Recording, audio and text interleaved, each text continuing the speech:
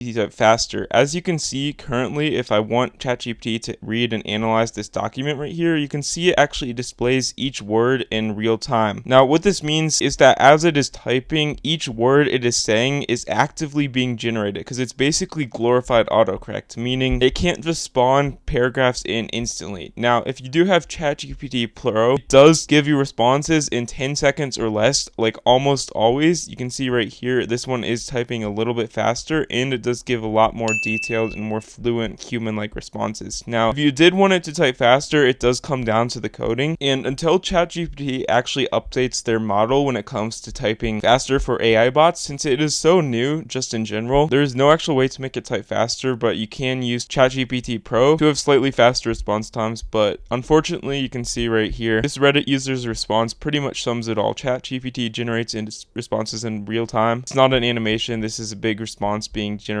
in real time. So yeah, that's pretty much all you need.